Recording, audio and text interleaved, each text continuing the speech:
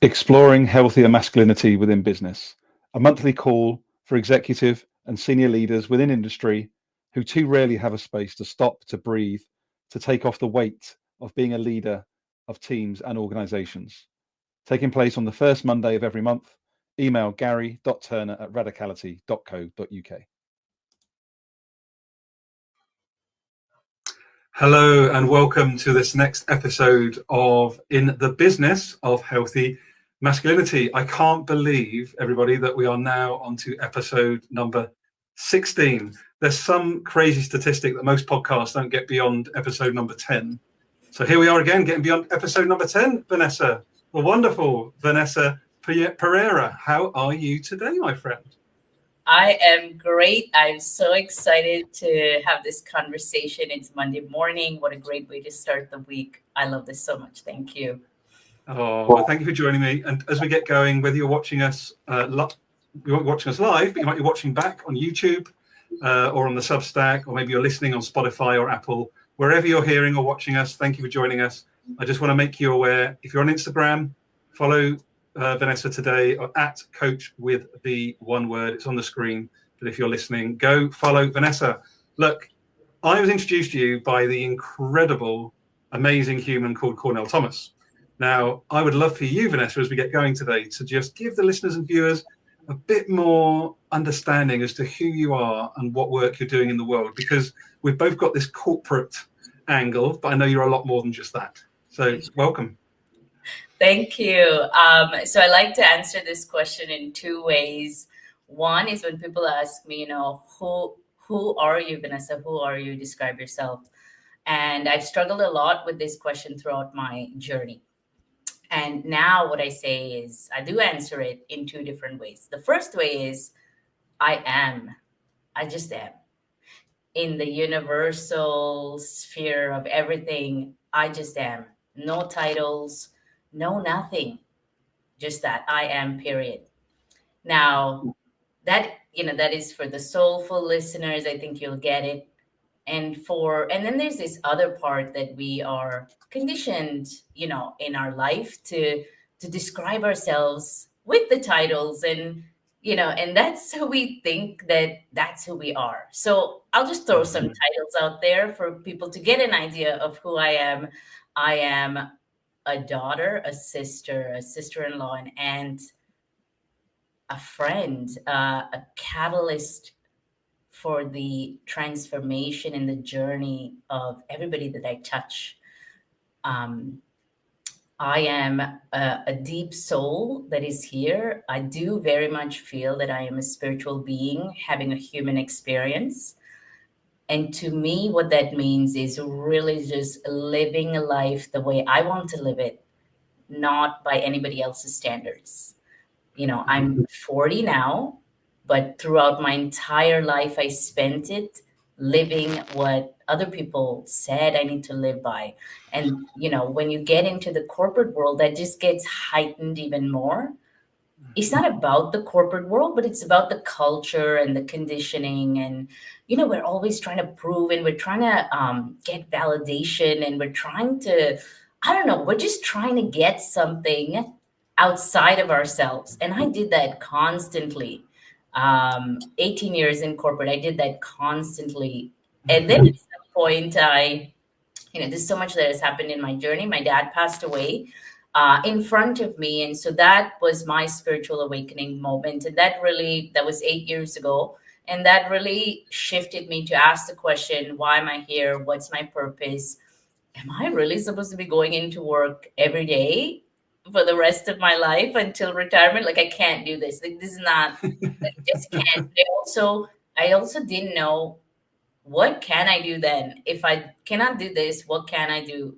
And I had no idea. I was what I like to describe myself as is a deer in the headlights, like literally just like, okay, well, let's just stumble and see where it gets us. And I took on this path of going down the messy journey. The messy journey really is self-discovery. And there is no linear path. There is no clear process. There is no 10 steps. There is no one thing. There is none of that.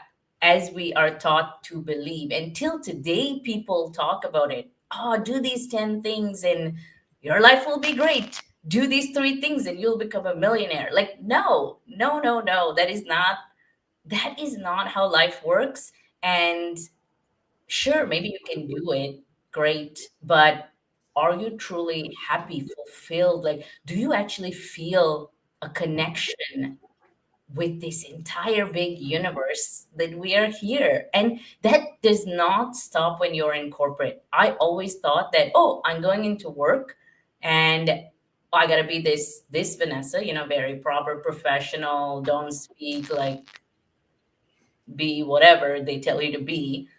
And then, oh, when I step outside, oh, now I can take off. Let's just take off the mask.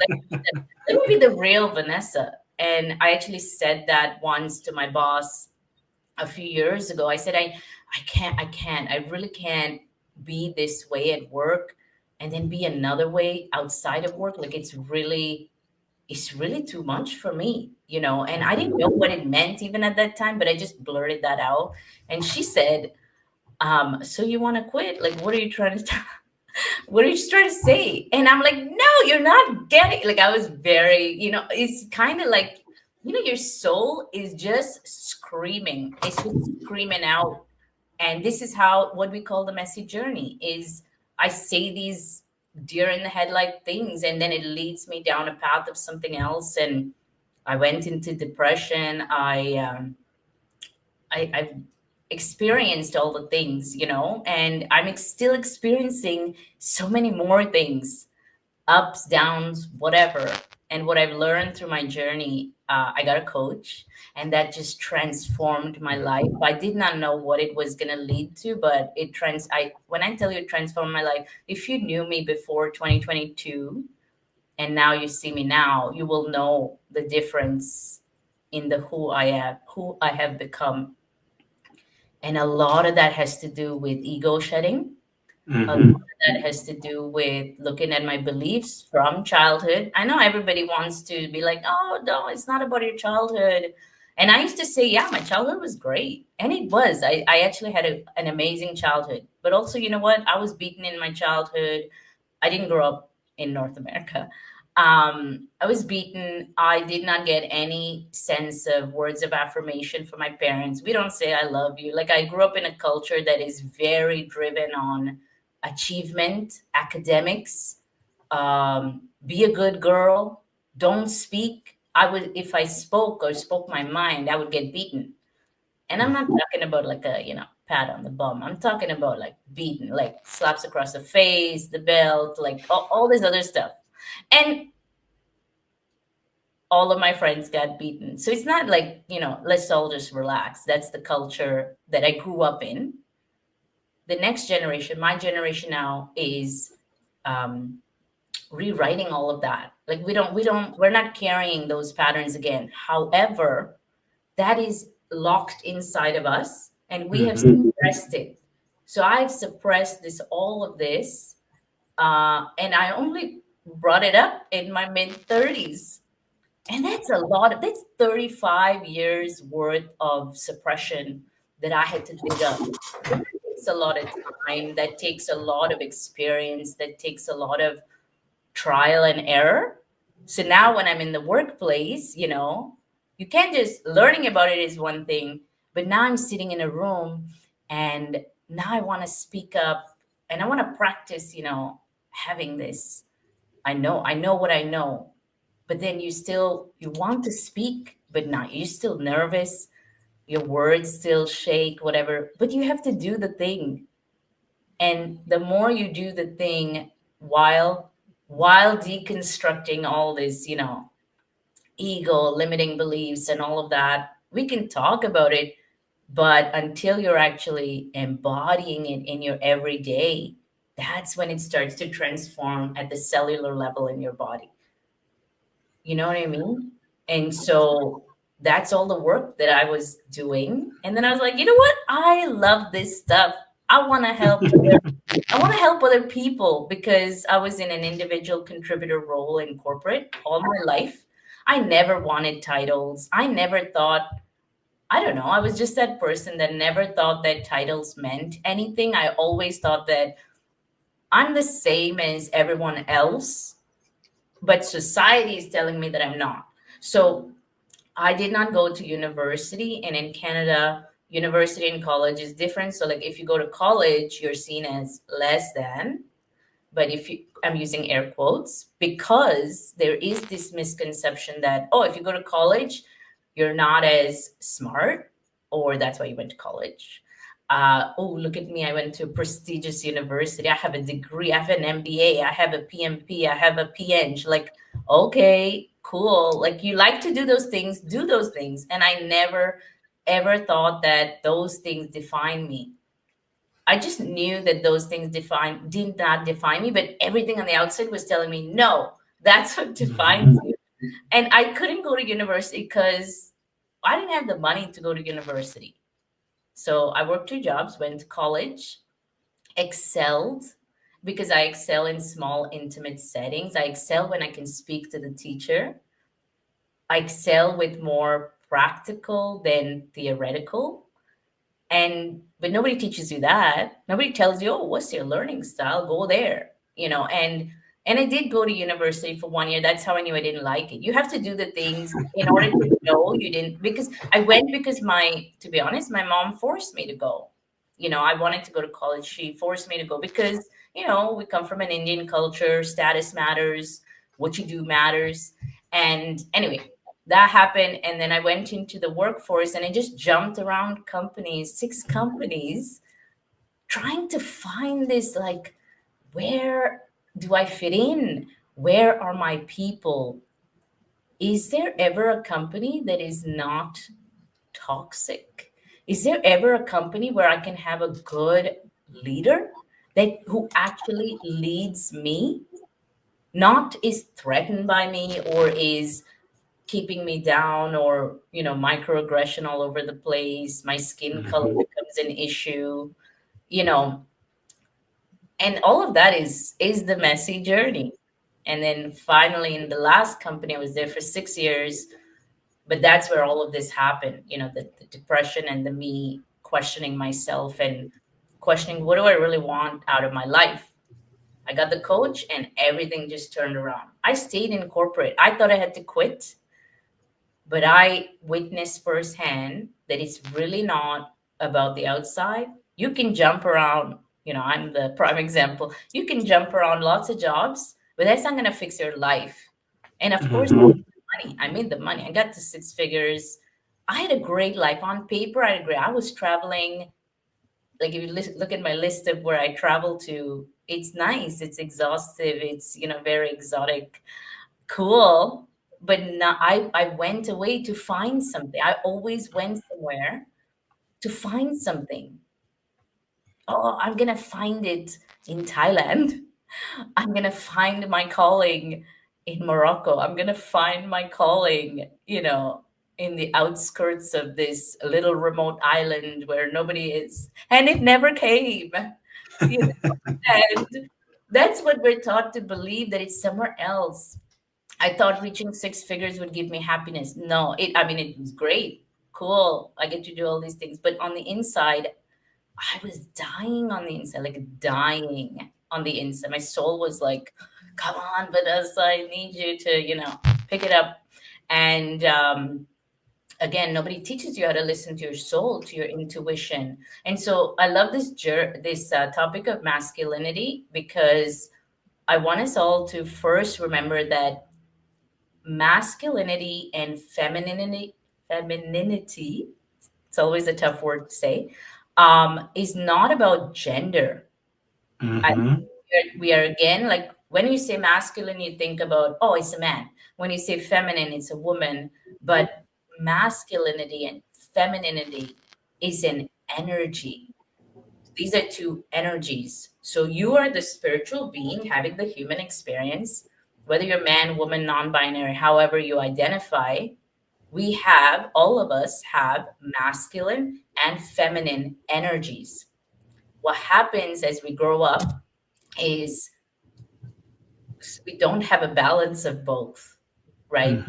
for me personally, my masculine energy was extra high because when I grew up in that side of the world, it was all about, you know, zero feminine energy, meaning it was all about masculine, like push hard to perform. You got to get the good grades. If you get 98%, where's the other 2%?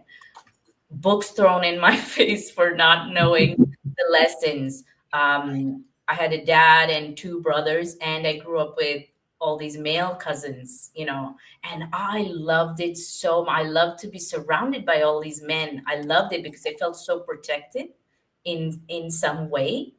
And then I became a tomboy because I just loved, you know, I got along so well with men. I didn't have many girlfriends growing up because I just gravitated towards having male friends. And I felt like I could be, you know, one of the guys. So that further, nothing's wrong with that, but that further pushed me to be more like have the masculine tendencies of push hard, drive. And, you know, Yeah. then we didn't have money. Like I didn't have money by the time I got. So I was working two jobs. I was, um, you know, hustling. I was a good hustler. And I made my way all the way to the six figures, got my own home. Like all of this I did by myself.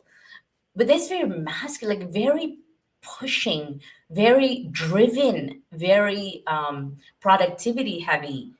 And nothing wrong with that. But that was like heightened and very like, oh, if I do this, then it means I'm better. If I do this, I'm more successful. If I do this, then they'll like me. If I do this, I'll get the praise. If I do this, my mom will finally say I'm proud of you. If I do this, you know, which by the way happened at age 30 for the first time in my life. But I understand now. I understand because our culture is not rooted in that. My culture was not rooted in that. So it's a whole mishmash of things that you need to understand about your life individually, your childhood, where you come from. The words that were spoken to you as a child have a ripple effect now when you're in your 30s, 40s, 50s, and whatever, if you have not, uh, you know, unlearn that. Absolutely. Our childhood is not just about a childhood, you know, oh, it's in the past, oh my God. Like, no, you have to really dissect all of it. And so when we talk about masculinity, femininity in the workplace, I was so masculine. And what that means for me is I needed to have a balance of both. So later in my career, you know, after I met my coach, we started to deconstruct all of that. And I started to lean more into my feminine energy, which is more about intuition, it's more about allowing things to flow, not pushing. Because we have this tendency to be like, oh, if I do more, if I fill my calendar, then look at me, I'm booked and busy. I mean, what are you trying to prove and who are you trying to prove it to? Right? I don't want to be booked, like, meaning I don't want my calendar to be full. I always found it interesting that all these leaders were like in back to back meetings, and some of them had double booked meetings. And I'm like, how is this productive? When do you actually have time to do your own work? When do you have time to think? When do you have time for creativity, for expansion, for just being? So to me, masculine energy is about doing, feminine energy is about being, and you need them both, and we need a balance of both. Beautiful. Over the years, in my transformation, I've been, you know, really leaning into how do I have a balance of both. It's not about getting rid of masculinity because then we would never do anything, right? Then we would just be floating around and, you know, living in our feminine, but you need to have a balance of both. So you need to be driven, of course, and take action. And at the same time, we need to know that, and we need to have self trust in knowing that I don't need to chase for anything. This is where scarcity mindset comes in versus an abundant mindset. You know, if you're just saying to yourself, oh, yeah, I'm, if you say the affirmation, I'm abundant, whatever affirmation, but then on the inside you feel like, oh, but I don't have this and this. I want to make this amount of money. I don't have it. Look at those other people. They have what I want. But you're in a scarcity mindset on the inside, but you're verbalizing abundance. So this is why affirmations don't work plainly if you just say it. You have to look at the inside. How do I feel when I'm sitting in that room and everybody there has a quote unquote title and I don't? Because I've sat in those rooms and I have likewise. I have felt, you feel all the things. You feel like you're a small fish in a big pond. You feel like, what do I have to say that anybody's going to listen to me? What? I don't belong here. Who am I? And as an individual contributor, these are the things that we face all the time, but nobody's talking about it because everybody's pushing on the masculine. Do more, you'll get the promotion. Don't ruffle any feathers, because then if you ruffle the feathers, you're not going to be a candidate for the next level or whatever. So you've just totally dissected and promoted this platform, Vanessa, in the best possible way, because you've literally just touched on balancing those feminine masculine energies. And also, I think what's really important, right? And I don't think we have this conversation enough, particularly within a business space, is you get the behaviors that you reward. And what you just spoke to really clearly then, if you reward silence with progression, you get silence. If you reward conformity with bonuses, you get conformity. And I think if we're really, really honest, the abundance that you're modeling on this conversation, because you have done the inner work in the same way I've done my own version of that, it's why we have the Gallup Global Engagement stats at 21%. Yeah. Right. And it blows my brain in 2026, honestly, where you've got people like yourself out there helping these individual contributors. You've done the work.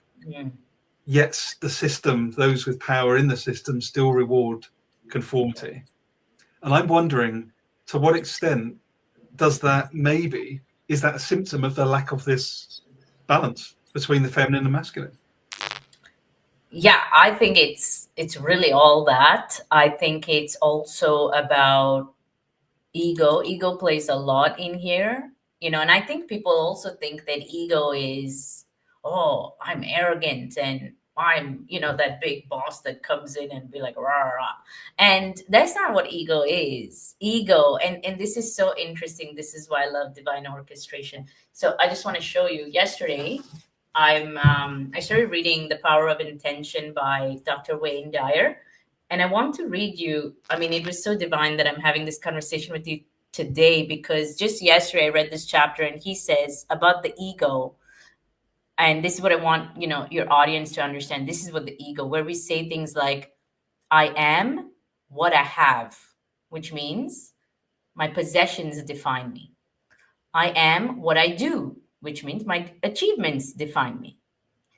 I am what others think of me.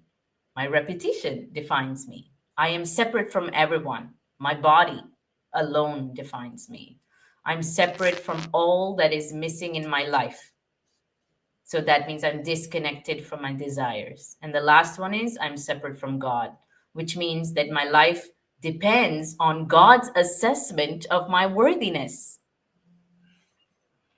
So I loved that, because that was literally like, oh, I need to share that in our conversation today, because we go through life without even realizing, because these are all, the beliefs that are just buried so deep inside of us, and we run on autopilot. So we go into work and we're like, oh, prim and proper. And for the ones who are the quote unquote challenge, which I was, because I was that person.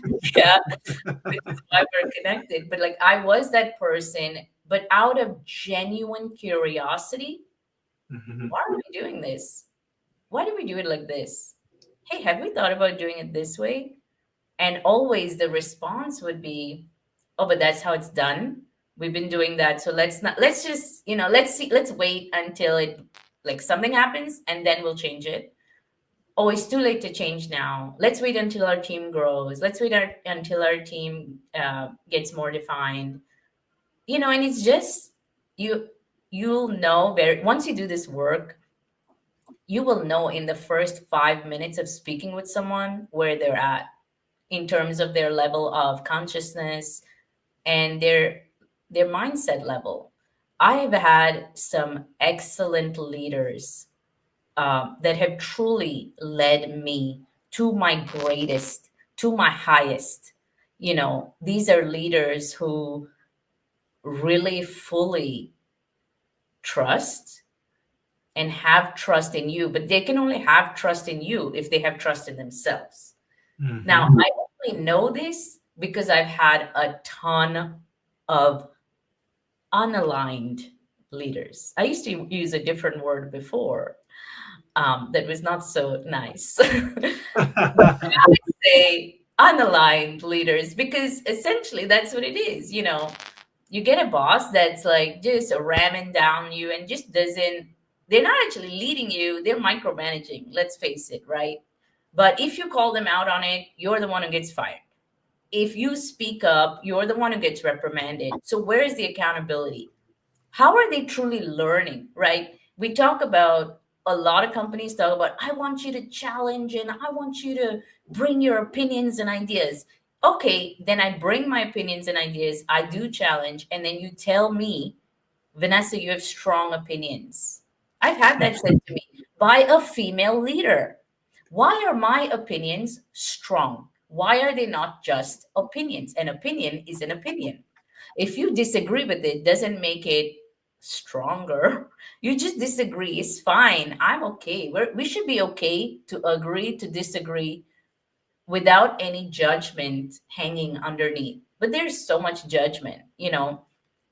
Oh, you don't agree with what I'm saying about this strategy? You're wrong and I'm right. I'm right and you're wrong. I'm better than you. I have the title. What do you know? And that has actually been said to me. What do you know, Vanessa? You're just a project manager. So we don't take the time to listen to the words that we are actually saying. And there is, not much accountability being held for the leaders who are leading the people, because that has a ripple effect. So the work that I do is, because I was not in those leadership positions, I can't fix that. So I'm in the individual contributor level. So for me, it was really important to sit in those rooms as an individual contributor and say the things that I wanted to say with compassion, with kindness. There's a certain tact, right? I'm not coming in like hard. But then I have my individual contributor colleagues messaging me on the side and being like, oh, Vanessa, thank you for saying that in the meeting. Thanks for speaking up. And I've had, in the last couple of years, in my last years in corporate, I did have the good leaders, 4 of them come to me and say, Vanessa, you need to be in a leadership position. You need to be in a leadership position because you have all the qualities. And I said to all of them, respectfully, no, thank you. Because if I go into a leadership position, now there's a line drawn when I sit in that room. And Absolutely. my people won't see me the same. So it is very important for me to be in my role as an individual contributor and be a boss, be a leader as an individual contributor, so that other individual contributors are also elevated to be that. You need to have representation. This is what representation is. So, no, I don't want the promotion. Also, I don't want to sit at your table and now I have to, what, convince you that I'm at your table and fight? Because I know what happens in some organizations, not all. But you just know because you can see the people there. I have asked at my company, the last company, I've been there 6 years, and every year in the employee survey, I've asked, why why are there no people of color reporting into the CEO? Why? And Good question. for 6 years, now we're in 2026. For 6 years in this day and age, you're telling me that what? First of all, nobody answers that question. It's an anonymous survey, so it's never been answered. They just skip that one. They just go to the good comments, or they talk about like, oh yeah, we need more collaboration and we need more. Okay, but you're not answering my question that a lot of other people are also feeling.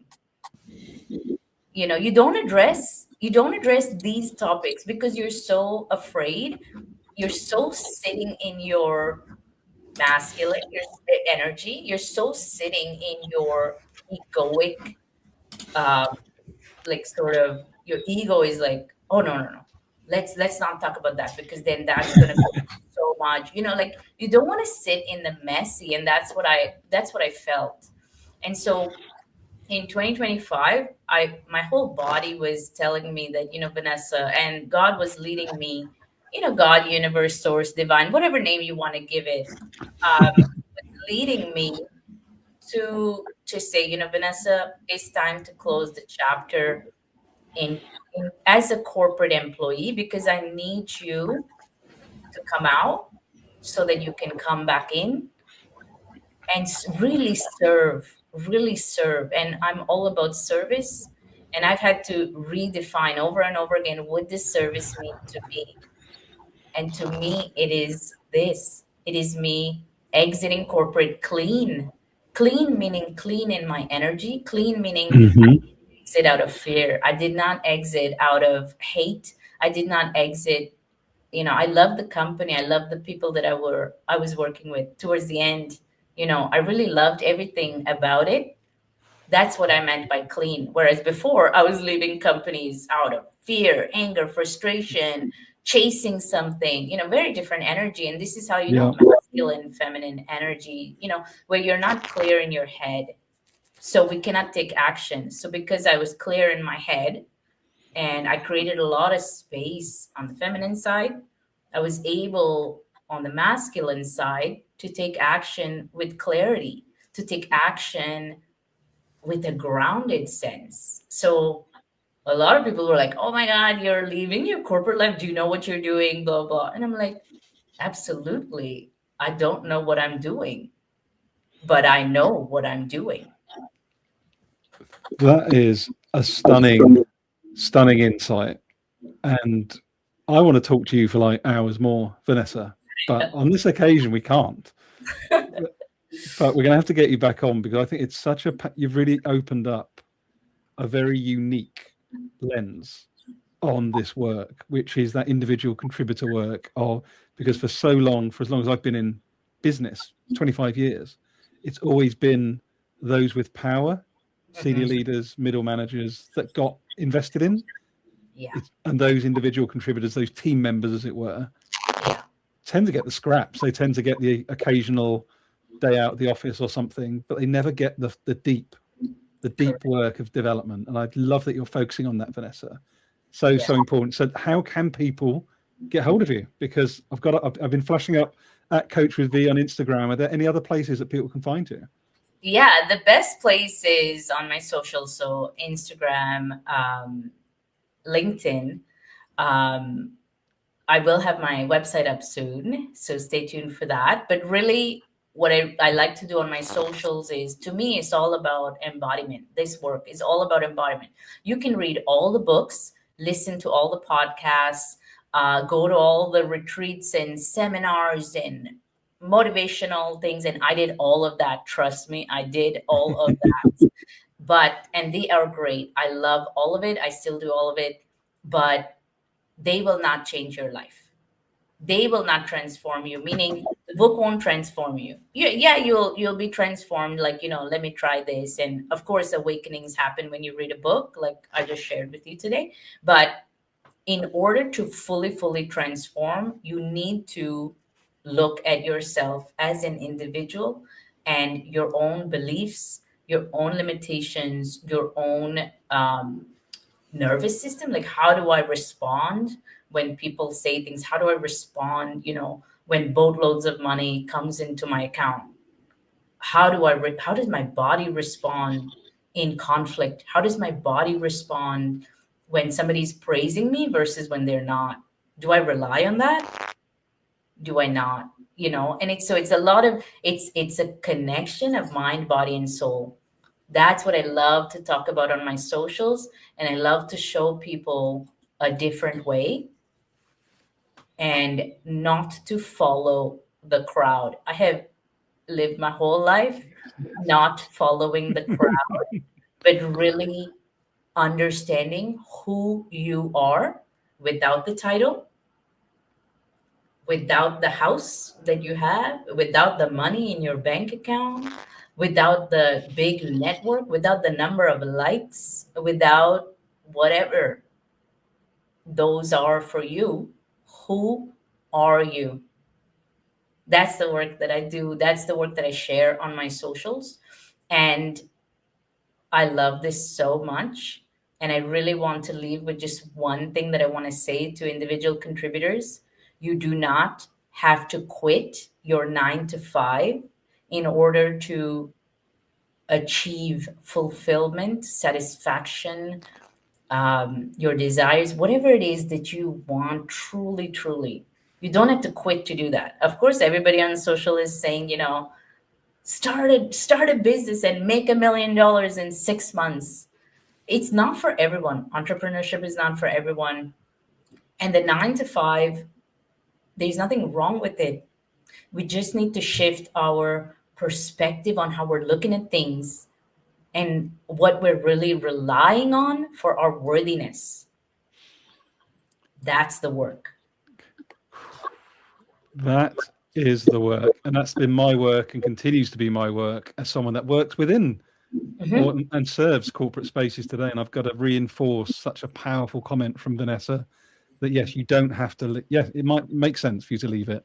Sure. But this is about reclaiming your self-worth from the system or from the role, like you say, or from your stories of who you think you should be. I just think it's brilliant. I just love this work you're doing. So few people. You might be the only one, actually, I've come across myself who's intentionally focusing in this direction. So thank you for doing that. Follow Vanessa, Coach with V, on Instagram. Follow her. Reach out to her.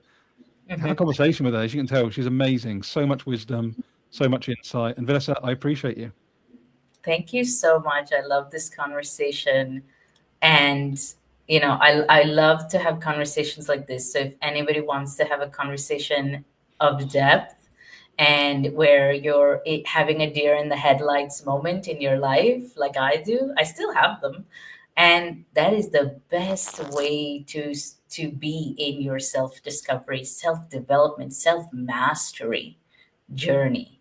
Because this is about self-leadership, how you lead your life through all the things that life throws at you. Exciting. Go and follow Vanessa. What an amazing conversation. What insights. Thank you, everyone, for joining us, watching us. Do subscribe, share this conversation if you've got value from it. Make sure you follow Vanessa. Check out radicality.co.uk. Most importantly, remember, you don't have to leave your 9 to 5, as Vanessa says, and balance those masculine, feminine energies with intention. What a great conversation. Vanessa, thank you. And thank you, everyone. See you all again soon. Thank you.